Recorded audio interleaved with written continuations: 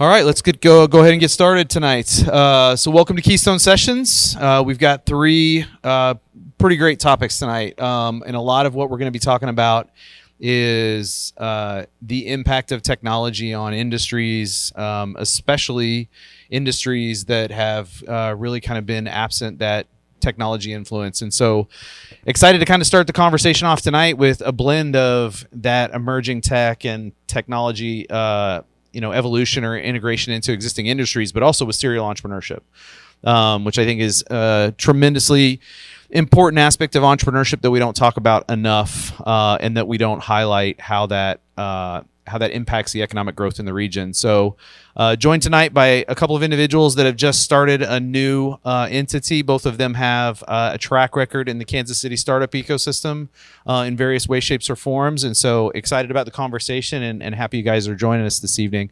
So I'll let you introduce yourself. I always let you guys do that so I don't mess it up. So I don't know, Matt. All right. Fantastic. Hi, I'm Meg Stapleton. Nice to meet you. Actually had the privilege of working with Matt many, many years ago, which is what brought me to Kansas City. I'm actually originally from Minnesota. I come from a line of serial entrepreneurs, actually. So my father has probably done about 13 companies. It's the more successful than not, which is always a good track record. So really excited to be here. I appreciate you having us here. Fantastic. So, yeah, I've been an entrepreneur for about 20 years, was the founder of VinSolutions and worked with Meg at VinSolutions like 15 years ago or something like that. We both have sons, my son's here, that are turning 14, so we've known each other for at least 14 years. So, a long time. And, one of the great things about this new venture is, it's kind of a byproduct of that, right? That's how we met and known each other and kept in contact for a long time. And there have been a lot of other companies that have came out of VinSolutions from when it was sold in 2011. There's companies like Auto Alert that was here, and Meg was the president of Auto Alert, right, at one time. And several other things that are going here, like Dealer Q that's here, that's super successful. And then her brother has a company called Dealer Teamwork, and he had worked at Vin and they've done a bunch of different things, but kind of point is like, the success creates talent and more opportunities and more companies. And so what we're doing today is kind of a byproduct of that, which is cool from the relationships, even though we're in a totally different industry now. So. Yeah, and so a lot of those, talk about kind of the outshoots. I think I want to say 2011 or something, there was a Kaufman research report that showed kind of the spin outs from a lot of the companies in Kansas City. And a lot of that happens from employees, not necessarily serial founders, but maybe employees that had the experience in a startup that decided to go start their own thing. And is that a lot of what we're seeing come out of the old VinSolutions team when you talk about Dealer Q and some of those things? Yeah, like Dealer Q, it's Chris Hoke and Brian. And Brian started as a just support person at Vin and worked his way up to a software engineer and eventually a lead software engineer. And now he's the CTO of Dealer Q, right? And he's one of my favorite success stories. Like, right. Now he owns a company that's worth tens of millions of dollars. So it's a very cool story. I actually calculated it in 2018 when I was at Auto Alert, and I said, "Hey, our mutual co-founder with him, you're responsible for 900 jobs in the Kansas City area." Like the compound impact of the multiple direct organizations. From VinSolutions and Auto Alert to those two companies, not even the spinoffs. Okay, yeah. So that doesn't even count the spinoffs and the ones that continue to grow. Yeah, and I was like, that's at least 1,800 people whose livelihoods have come through those companies. We often talk about the impact of entrepreneurship and that job creation isn't just with the founders, it's with a lot of the starting teams and the wealth that can be created from those liquidation events, those opportunities. And also most of them are thriving wage jobs, right? They're all well-paying jobs and so on. So hats off to both of you for the growth of that. I'm excited to talk about what you're up to next, though. So Matt, I kind of want to start with you. Why do something else? I mean, so VinSolutions isn't your only gig. I mean, you've been, like you said, you've been doing this for 20 years. So where is that just something you in your mind you're going to keep doing, the next thing, or? It's a disease. I mean, I'm young. I'm still only 41 years old. I need something to do. I don't want to golf all day. Like I need something to do. Yeah. Golf is too frustrating. And I love entrepreneurship, from the podcast that we host and other things. I love business. I'm just kind of a business geek. So I actually asked Matt that question, like, what about it, what we're doing attracted you? Because I was so thrilled that what the model we were trying to present was something that was interesting to somebody like Matt, because he does go, it's not golf. Like he's like 3 jobs, right? This guy is Sure. a Ferrari going 1,000 miles an hour. So it was really interesting. And I think one of the things that I really liked about moving to the industry we're in now is it was a tech desert. Nobody supports, when the industry we're focused on is plumbers, electricians, HVAC, guys and gals that probably were told they weren't going to amount to anything, so you might as well go dig ditches in high school, right? Most of these people maybe have a trade degree, and they are the most innovative people. They show up at the worst times in your life, and nobody was out there supporting them, and they want to learn. So it was really, really exciting to be in our industry. Yeah, so let's talk a little bit about that. So let's talk about the company. What problem are you solving, and how are you going about it? So this all started from Camp Digital, which is about 5 years old. And Meg, you could probably tell the story better about the history of that part of it. Sure, actually. So we were in automotive. My twin sister is the CEO of that company. So it really is in our DNA. And we were sitting at a Google event where we were learning with them. And our sponsor at Google leaned over and said, "Get out of automotive. Like, get out of automotive." And then we had an hour-long meeting after that. We thought we were getting fired or something. Like, we didn't know what we did. And that's when they said, nobody has more than 2% of this home services market. Your product is perfect for this market. And they really need it. And it's really a capacity-based product. So capacity for electricians, plumbers is how many people can actually be in your home and how many jobs they can do a day and how they can advertise. And I'll let Matt kind of talk more about the technology. But Google is actually the one who pointed us in the direction to say, please get in this market. So they weren't saying run from, they were saying run to. Yeah, All but right, they didn't good, tell us that good. for an hour. So Yeah, we were okay. just sweating bullets. So Makes you nervous. Yeah. Yeah, especially when someone like that is saying it. yeah, well, our company spends over $100 million a year with Google. So we didn't know, we do, and we spend a lot of money with Microsoft Bing as well. So we do try to keep them very happy, right? Sure. And they, in return, help us. Sure. And so tell me a little bit about Camp. Like, so what is it that you guys actually do? Yep. So we're a capacity-based marketing. So if there's, say, 3 technicians and 3 trucks, they can run maybe 9 jobs a day. They'll advertise on Google because, you wake up this morning and you're like, oh my God, particularly today, my air conditioning is not working. I need it fixed. So you're going to probably type in, somebody who can air condition fixing people near me. And the first couple people that show up are going to be the ones you talk to because you probably haven't had your air conditioning fixed for 5 years. Right? So you maybe don't have a relationship with somebody. So you're really going onto Google. You're really trying to find somebody who can be there today. So we really focus on that 42-hour. He has this exact problem today. Oh, did you? I can make some recommendations. We got local customers. Well, so. it's funny because you have this situation where you have this issue in your house. Like you said, the top 3 that pull up, it's because they paid for that placement. Yeah. And then you call them and they're like, yeah, we can get there in 3 weeks or we can get there in 4 weeks. And you're not going to sit in the sweltering heat. So why right? pay for that placement? Yep. I have an issue, but they also have an issue. Yep. Because they're wasting marketing spend at that point. And that's part of the things, right? We encourage them if they can be there in 2 hours to have the value add be there in 2 hours, right? Immediate dispatch, that kind of stuff. We encourage them. If you can't do it, we tell them not to do it because we don't want to make you mad.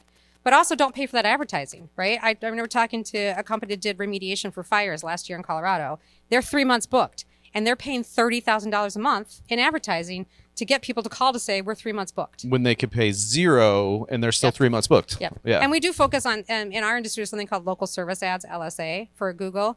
Those actually are the 3 boxes that have the Google guarantee on them, the 3 that show up. Those are actually only pay once they convert. So they actually do have a slightly different model. So we even introduce them to new types of models for advertising as well. Okay. And then do you help them on the inverse of that? So when business is slower, how they can manage that same capacity? Yep. So if you're going to spend $5,000 or $50,000 this month and you don't need to spend any money in HVAC right now, but you have a couple plumbers sitting around bored, we'll actually move the money to plumbing. Or we can just save the money for shoulder season, say in October when their air conditioners are getting turned off. So Okay. help them a lot. So that's the agency side. Mm-hmm. That's the kind of, I'll refer to it, even though it's relatively young, as the legacy business in this instance. Absolutely, And yeah. how long have you been doing that now? That's 2018. 2018. Okay. And so now the new venture that you guys created, how did that come about? Yeah, so about a year ago, it's actually Meg's husband mentioned to me that they were doing this, and then I met with Meg, and at at first I wasn't too enthused about the whole idea, and I didn't Home really services see wasn't it. sexy. Like, what are we going to do there? I met with her a couple times, and eventually the light bulb went off. I'm like, there are like hundreds of thousands of plumbers, and they all need this kind of technology, and it is a tech desert, as she said. So eventually, like, the light bulb came off for me. I'm like, this is a big opportunity if we can execute on the right way. And the challenge that they have is that Camp Digital has is they're very much an agency. They throw people at problems. Their customers call with crazy demands. They don't say no to anything. They do whatever they want, whatever it is they want to do, right? They're a marketing agency. Whatever the customer wants to do, they do it. And it's not a heavy tech company. It's not a SaaS company. It's not. They don't throw technology at problems. As a services company, as you grow the business, you have to grow the expense line almost, in a straight line along with that. And so I'm a tech guy. So first thing I do, I told May, I'm like, it's like I walk around the office at camp and I'm just trying to figure out, how do I simplify and automate everybody's job that works here? Like, there's got to be a way to like simplify all of these things.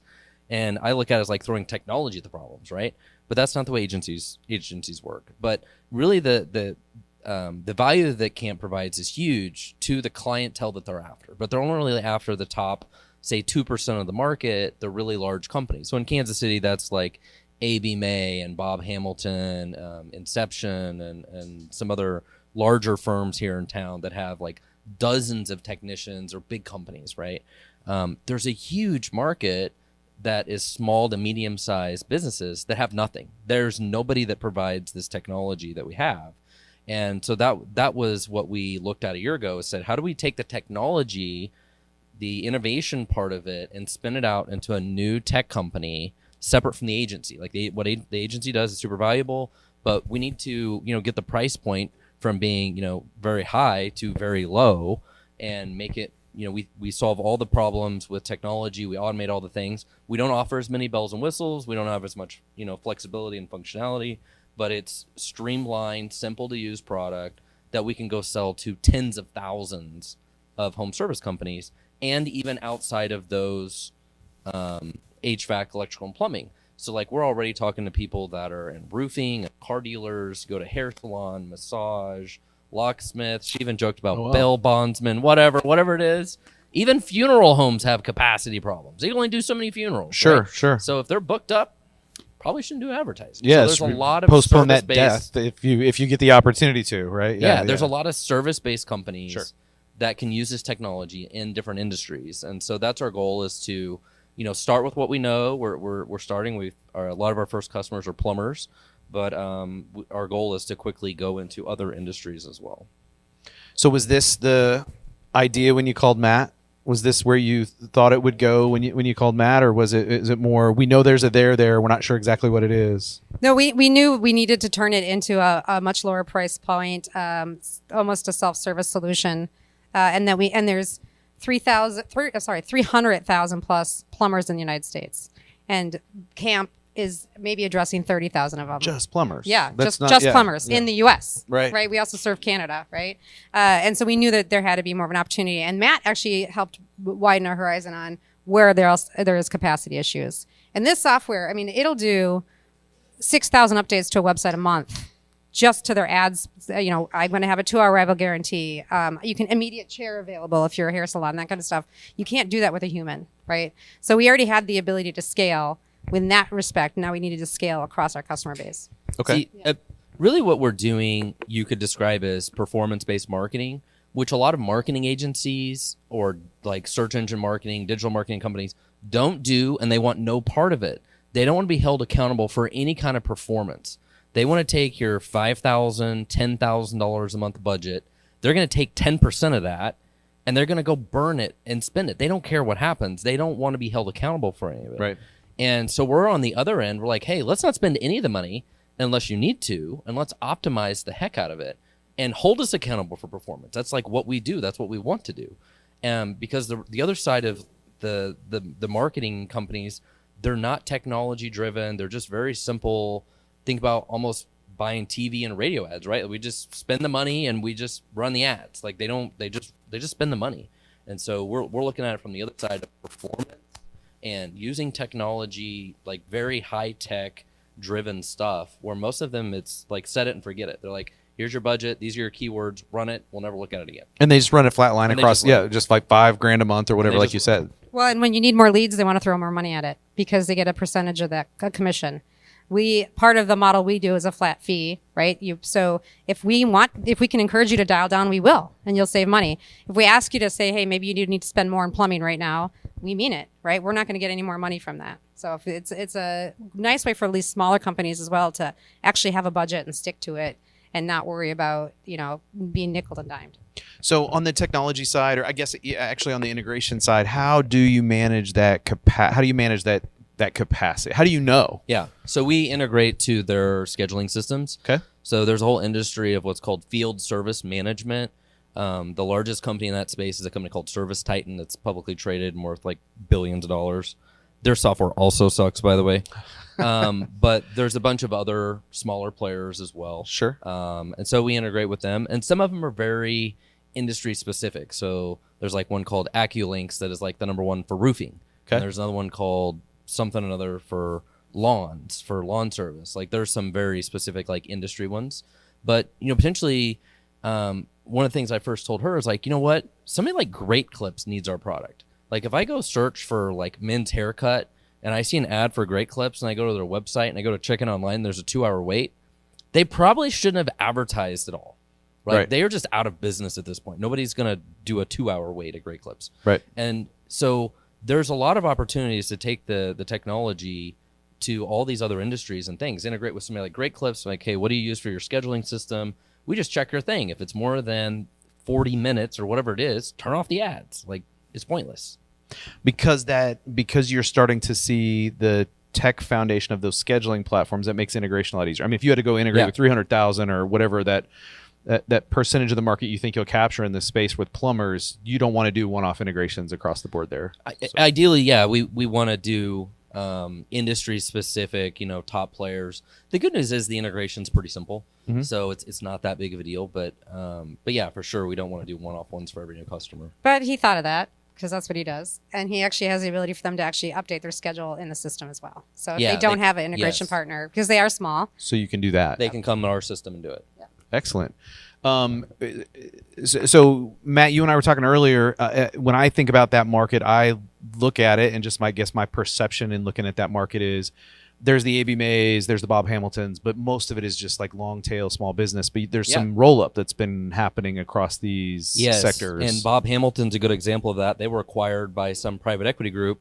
And if you go on their website, there's a disclaimer everywhere that says we are not affiliated with the Bob Hamilton and his political views, blah, blah, blah, blah. Really? He ran for office. Well, right? yeah, I remember that was quite controversial. Yeah. So they are trying to distance themselves from his name and his likeness and political views or whatever. Because it's been rolled up into a private equity. Yeah, so private equity owns it. And yeah. Yeah, and Morgan Stanley, Sela, Aspen, there's a lot of VCs that are actually buying up space in this market because they realize what we realize, that there's a lot of really good people and a lot of really good business. It's a bit recession proof in this industry because when your toilet breaks and you need to go to the bathroom, you need a fixed toilet. Yeah, your toilet breaks. Yeah, people will, come with a bunch of credit cards and say, how do I pay for this? And that's something we focus on. We focus on the questions of, people want 3 things. How soon can you be here? Can I trust you? And how much is it going to cost me? Right? We can't answer how much is it going to cost me because we don't know what it is, but we can help establish the trust with things like Google's guarantees, telling them about the people on their website, telling them why we have value adds for these customers,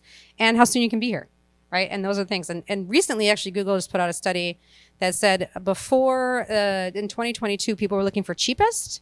Now people are searching for cheapest and most effective, right? Cheapest and best value.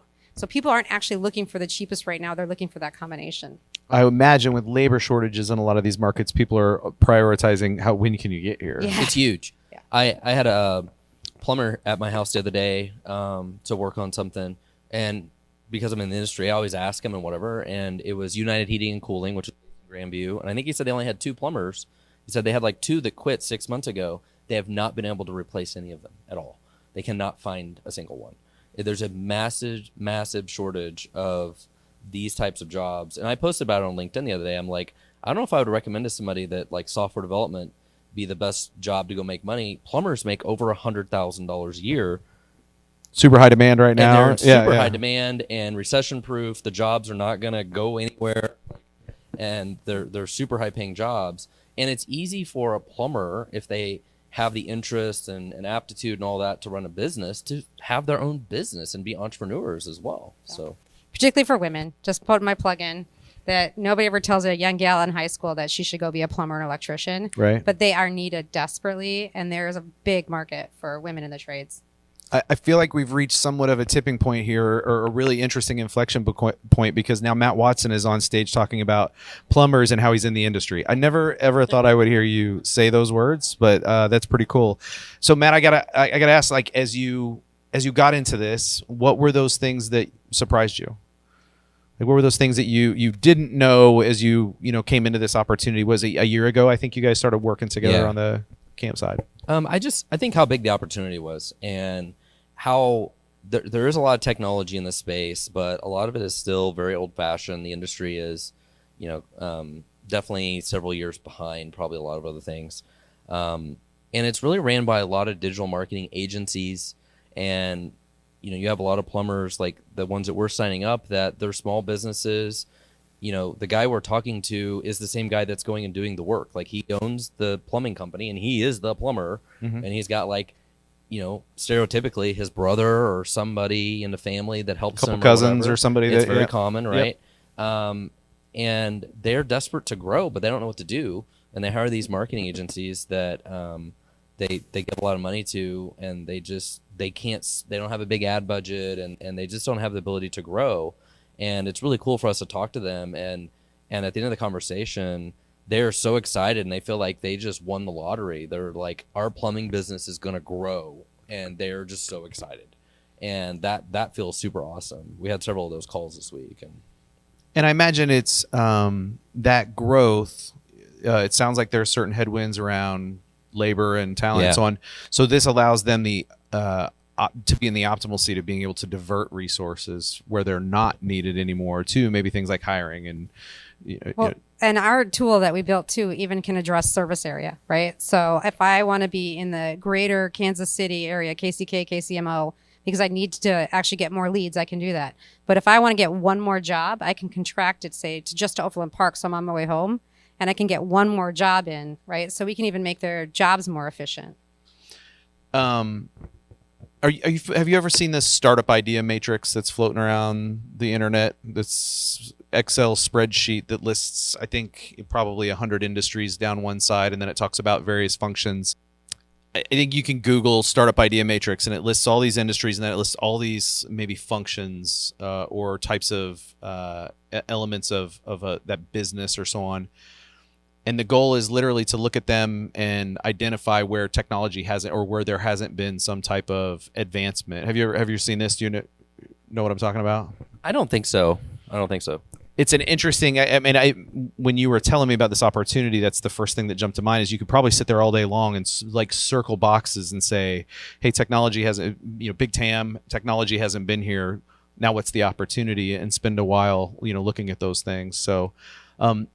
When you were going through the process, on the agency side and growing the business, at what point did you see the technology opportunity versus just how you were managing it? It was because you're more in a, I think, traditional agency kind of role as you started, right? Yeah, actually, it was when we kind of started to see how many times a month we do updates to the websites. And we really realized that there is this software that's really driving it, right? And then we just have a lot of customers and prospects that were coming to us saying, "I can't afford you, right? I can't afford a full agency." And I love to scale. That's what I did with Vin Solutions. That's what I did with Auto Alert. It's what I've done with a bunch of companies. I love to scale.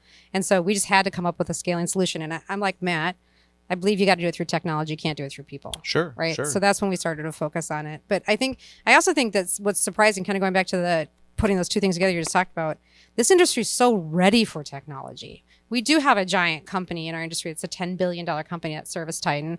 LSA from Google is only in like 35 markets, and home services is one of them, right? All these companies are coming together, and they need companies like us to plug it in and make it accessible to not to the big A.B. Mays, but to the guy that like I grew up with down the corner who's doing the plumbing. So that's what the most surprising thing to me is, just how ready it is for disruption. When you say that, it makes me wonder, kind of what you mean. Is it that the industry is ready for that advancement of technology? But these are a lot of small business owners. Are they receptive to that? I mean, are they just anxious to do whatever it takes to grow the business? Or I think there's a lot of technology in the space for, if you have a plumber come out, odds are they ask you to pay via phone, right? And they're doing stuff on their mobile and, Sure. and tracking the notes and creating invoices and work orders, all this stuff. There's a lot of technology to help do some of that stuff, but it's the marketing side that I think is really been the desert. And that's where we're able to really be innovative. And then eventually they also don't do a very good job of like CRM and follow up and all that kind of stuff. They do job tracking, like they have an appointment and a calendar and dispatching. That that kind of technology is prevalent. But as far as like websites and the marketing side of it, there's definitely a lot of opportunity to bring more innovation into the marketing. And one of my favorite things that I've learned over my career is that's where also people pay a lot of money. People don't pay a lot of money for like, how do I create an invoice on my phone? Right. They pay almost nothing for that. But they will pay thousands of dollars a month if you can get them more leads and more customers. Yeah, growth. Yeah, on that and revenue so side. that's why for me, I love being in the marketing side. Because for a long time, it's been hard to grow your business. I mean, it's word of mouth, referrals, Yellow absolutely. Pages. I mean, it's all kinds of things that they've had to deal with to try to grow those businesses, and there's never been an advantage there. Well, and then they all compete for the Angie's list or Angie's leads. They all compete for the same set of leads. So anything that can differentiate them for their own leads and their own funnel and they're ready for it. To your point, right? One of the gentlemen we talked to was like, "Listen, I've been doing my own Wix website. I cannot wait to not do it." And he's getting a second truck now, right? So kind of rule of thumb for the plumbers, about every truck you see go by is probably $400,000 to $800,000 in annual revenue for them. Right? Okay. So Most people don't realize that. Yeah. There's a lot of revenue in a single technician. Depending on HVAC, electrical, and plumbing, it ranges from $200, $400, and up $1,000 per technician. Per truck. There's or a per lot technician. of money that plumbers and HVAC and stuff make. They make a lot of money. That's interesting. Wait Meg, till you get your HVAC fixed. Yeah. Soon, hopefully. Might be calling you guys to help me figure out who to get. Meg, you said something that Matt had said something to me earlier, and you said that you like the scale piece of this. So the earliest stage, the ideation, product market fit stage, not for you, but the scale piece is kind of where you have resided in some of these opportunities. yeah, that's I always dorkily joke that my innovation is execution. Right. So I always find the amazing people that have these great ideas, and luckily, and a lot of them, I mean, I used to work in medical, so I worked with a lot of doctors, and they have these great ideas. They just don't know how to execute it and scale it to something that can be commercially viable. And that's what my passion is, right? Is how do you go from 100 customers to 1,000 customers and make sure that the 999th customer is just as happy as the 99th customer. Right. Yep. Yeah. And so how many times have you done this?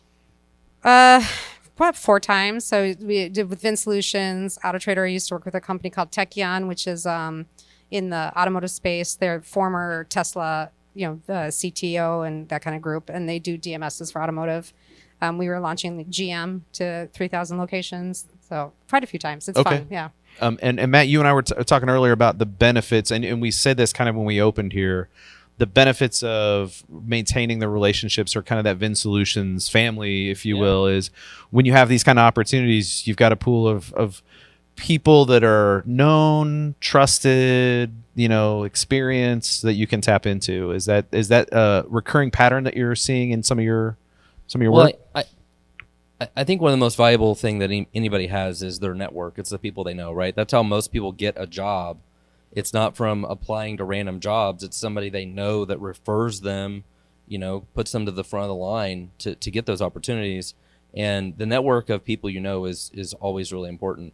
And the startup part of it, it's important for investment opportunities. It's important for talent, for founders, business partners, all this kind of stuff. And so the network is super important. And somebody that was a customer of one of my companies like several years ago reached out to me yesterday about an investment opportunity. And it's like, because I knew who he was and whatever, I'm more likely to look at it, right? So it's just all the people, the people that is so important. And something else that is also kind of related to this that I saw one day that has really stuck with me is it's so important in life to focus on being the best known for what you do, not being the best at what you do. Oh, say more. Because you can be the best at what you do, but if nobody knows that you do it, it doesn't matter. You like don't exist, Right. The people that are the best known for what they do are 10 times more successful, right? It's the marketing and all the other stuff that's so much more important of being the best known for what you do. So if somebody thinks of, I need a plumber, or I need a software developer, or I need whatever it is, they think of you. They don't even know how good you are, but they think of you, right? Right. And so being best known is so much more important than being best. I think networking is important too because it's your committee. Like if he would have told me a year ago that it was a dumb idea, it would have saved me years of pain, right? Like I love people telling me the idea is not going to fly before I spend time, sweat, and equity. And I have my committee all over, right? And I can ask if it's a plumber in Philadelphia, I can call him. If it's a doctor in Minneapolis, I can call, right? And I think that's also just really important is trust and making sure that you have a committee around you that's going to make sure that they tell you what's good and what's bad. Yeah, to have those. I think that's one of the most under. We don't see enough of that. We don't see enough of the truth telling to entrepreneurs about, hey, that might be a bad idea. Maybe you should look at something else. Some of them don't want to hear it. My favorite Also line a problem. is yeah, Also my a favorite problem. line is that's not your best idea. I get that one a lot. It's not your best idea. But is it still a good idea? Yeah, that's what I really want to know. Yeah, for sure. So Matt, on the scaling side of what you're doing, what's that look like? This we had talked about some of the opportunities to go get chunks of clients or chunks of opportunities. So one of the things that we're focused on that like Camp Digital was not focused on is potentially like franchises, right? So there are a lot of nationally known franchise groups out there, and some of you may not know that they even exist, but Mosquito Joe's or Overhead Door Garage Company or all sorts Those of are franchise. That Overhead is a those franchise. are franchises. Interesting. Or they're things like franchises. So there are tons and tons of franchises that exist. Like Benjamin Franklin Plumbing is a franchise.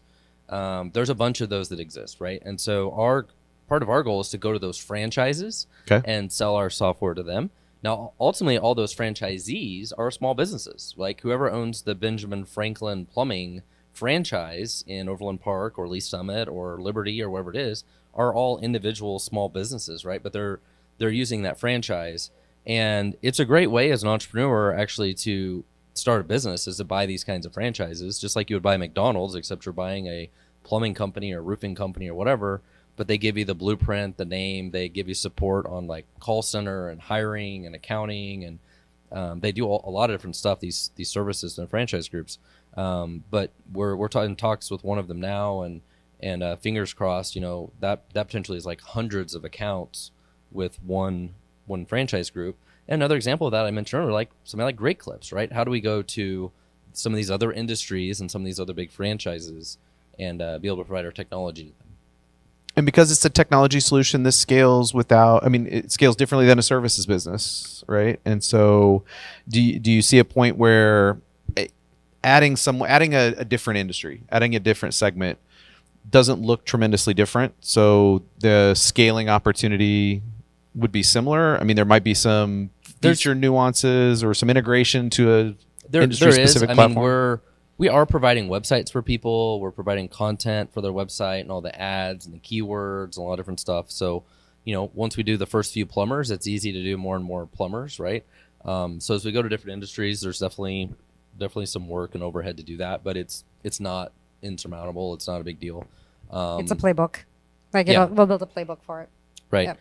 And so eventually, it's for us, it's building the assembly line of like, hey, how do we build websites for people? They're templated and we've got multiple designers that can do them and knock them out. So a lot of this is stuff that you're really just reusing learnings from your previous experiences. This is the fourth time in my career I've built a platform for websites for people. One of my very first jobs 20 years ago was building websites for ticket brokers. So, and then we did it for car dealers. So at Vin Solutions, we had over thousands of websites for car dealers that we built. So here's the base code. So we can now just feature on top of this thing and we're good to go faster. So yeah, that's fantastic. So the relationship between the two organizations. I'm curious about that because it's not now. It's a at capacity. Yeah, is the a new company different- is called a At new Capacity. New company. Yeah. Okay. And is it subsidiary? Is it completely separate? How does that? How are you guys organized there? Or is that really? How would kind you of- describe that, Meg? I would say we were born out of it. So camp has some ownership of it, right? For the know-how and for helping us and all the connections, and really the concept, right? But they were an agency, and they're focused on being an agency. They're focused on being kind of what Matt just said, the best, and they're best known for it. And then we have spun out, being born from it. So we are a separate entity. Okay. And then that because it was born of, has an equity stake in kind of the new organization, is there the vision for that cross-sell, upsell opportunity though, for maybe the like that's not a market that camp goes after, is the franchise? I think you just said that, right? Yeah. This week, some of the people we were talking to were the ones that said, hey, I can't afford camp. And we They said, send us a lot of business. yep. And so we said, all right, well, our goal is for you to be able to afford camp. Okay. Our goal is for you to be able to grow, and you say, I don't want this anymore. I want an agency to do this for me. And then they graduate to camp, right? And then eventually they get so big that they've got an internal agency and they don't want camp anymore, and they go back to our software. Right. So You probably find this crazy to believe, but like at camp, we have customers that spend over $200,000 a month just on digital marketing, not including any traditional, TV and radio and all that kind of stuff. Just $200,000 a month on digital marketing. That's crazy. There are some huge companies Yeah. that have dozens and dozens of technicians that are huge. What's your target for, I mean, as you've kind of looked at the, we'll call it medium to large size companies that you're going after, how much do you estimate that you can save them in term, like based on what you do? Have you guys seen those it's numbers at least coming a couple back? $1,000s a month, probably. Okay. Especially for the ones that are small. I mean, we're really focused on the home service companies that do like 1 to 5 million a year in revenue or something like that. Where camp is focused more on like 2, 3, 4, 5 and above for sure. Mm-hmm. They don't do the like 1 and 2 at all. Like that is way too small for them. Mm-hmm. There's some kind of crossover in the middle there somewhere. But there are tens of thousands of these potential customers for us that are 1 or 2 million. It's like 2 or 3 brothers that own a plumbing company together. Like that's the business. And there are lots of them. if we do it right, we don't save them any money. We increase their leads, right? So if you want to save money, you can, right? But we actually had a guy who said this year, I haven't had a shoulder season, right? So that March, April timeframe when nobody's turning the heater on, and that October where nobody's turning the air on, those are usually shoulder seasons where they can't get a lot of work. We can move the money to those seasons, or we can actually, again, move the money in between trades. So you can save money, but most of these guys and gals have a budget that they know they want to spend, and they just want to get as many leads out of that budget as they It's can. diverting the budget to the places it's needed Yeah. most and not wasting the money. Yeah. And getting that exactly. last job on the way home by reducing their service area, so it's their less windshield time. Those kind of things that help them. And that's what makes our software really unique. Like you take HVAC repair as a service, right? Our software actually has 25 different variations of that ad alone, depending on the value adds, the discounts, the availability of like 2 hour, 4 hour, the service area, all these different variables. And so that's what makes this unique is like we actually have like 25 versions of that ad, not just one. And so like the traditional marketing company, it would be one and they would have set it up and never looked at it again. I think it's interesting as I listen to you guys. I'm assuming, Matt, based on what you said about the website work that you've done previously and how you've described this technology, there's now like new cutting edge technology involved here. It's the repurposing of technology into an industry that just hasn't had some of these tools. Well, before. the technology over time is definitely way easier and better, right? Like building a website today is a lot easier to do as far as like being drag and drop, point and click, right? Compared to what it was 10, 20 years ago, right? Sure. So it is way easier to build websites now as far as hiring a designer and having them do the designs and all that kind of stuff is dramatically easier. Yeah. Absolutely. Yeah. And so it's being able to use those tools and make those tools easy to use and, make them available. So I think we lose sight that innovation is often just taking something old that's used somewhere else and yeah, absolutely. repurposing He kept saying it. to me, I can't believe nobody else does capacity-based marketing. Yeah. Right? Like it's not a foreign concept, right? Like turn it off when I'm full, right? It's a pretty normal concept. Is that they just looked at this market as so long tail that it wasn't worth going after, or I don't think there's a lot of programmatic advertising in general for service-based stuff. Right. I don't know that there's that much of it even in e-commerce. E-commerce definitely does a little better job of like you're out of stock and they turn the ads off, which is similar to what we're doing.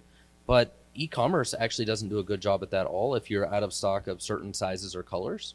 And so that's another opportunity for us, I think, eventually is to consider like e-commerce. So like if you're an advertiser on Amazon, that's literally a problem. I mean, if you just sold microphones, if you're out of stock, you can make it turn your ads off.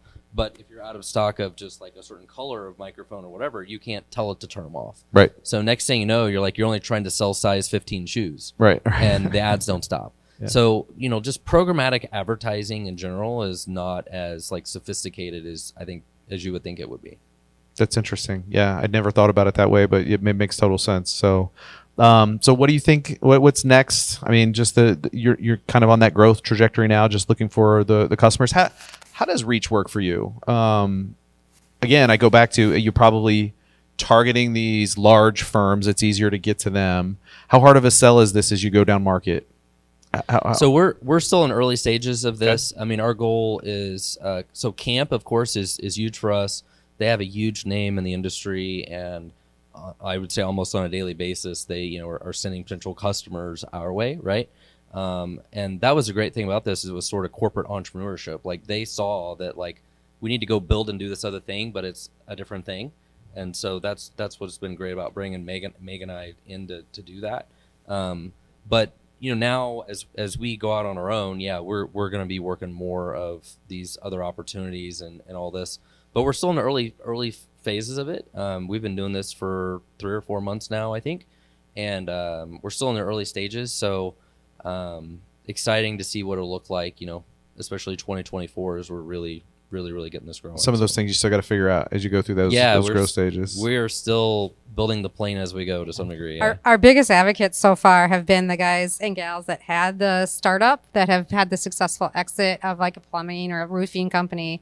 And now they're doing affinitive groups, or they're doing coaching groups. And they're like, yeah, no, I need to introduce you to these guys because I don't want them to have to go through what I went through. Yeah. Right. And so that's actually been some of our biggest advocates and helpers. So. Yeah, there's a lot of people that are fans of camp that just can't afford it. Yeah.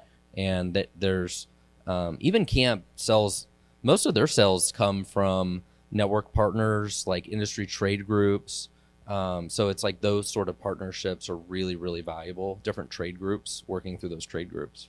Hats off to you and the camp group, because I see and have spent most of my career looking at corporate innovation where the corporation tries to do it internally and refuses to say it should actually be on the outside and should be its own thing. And that's the recipe for success. So hats off to that that recognition and that realization. Is that the 13 entrepreneurial journeys that your father's taken? Is that just the entrepreneurial experience that you had that kind of drove that kind of decisioning? He saw a lot of wonderful companies get acquired by bigger ones that didn't know 100% what they had. Right. They made something very successful, but they lost sight of it. I remember actually going to CES, and it was my favorite session ever at the Consumer Electronics Show. Was it was literally for the big companies on how to not crush the entrepreneurial spirit. Right. And they said you can buy a small company and just kill it. I might have been on that panel actually at some point. So yeah, definitely. Anything else you guys want to share that we haven't had an opportunity to talk about kind of where you guys are at or what you're up to? I don't think so. We've covered most of it for sure, and I think it's just fun bringing technology to an industry that is generally seen as low tech and not very sexy, right? Plumbers and HVAC, electrical.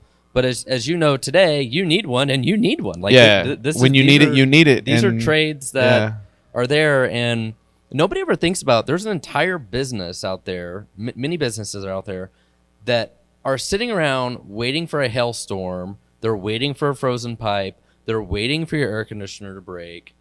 And they're massive businesses, right? That's funny. I never thought about it that way. Yeah. They're praying for the bad weather. Oh, yeah. Roofers in Colorado are super happy about the hail last week. Yeah. Right? There's a whole migrant population of roofers because of those. They follow big storms. They do those types of things because they know there's work for months after that. Absolutely. Well, I think there's probably more 24-hour to 72-hour transactions than there are 6-month planning transactions, right? You might transact for your car, which is a huge transaction, or your house. But every day, I mean, that's Amazon, right? Like Right. they figured out that I can fulfill that immediate need, that immediate want. And that's getting to the top of that list is the important one. Right.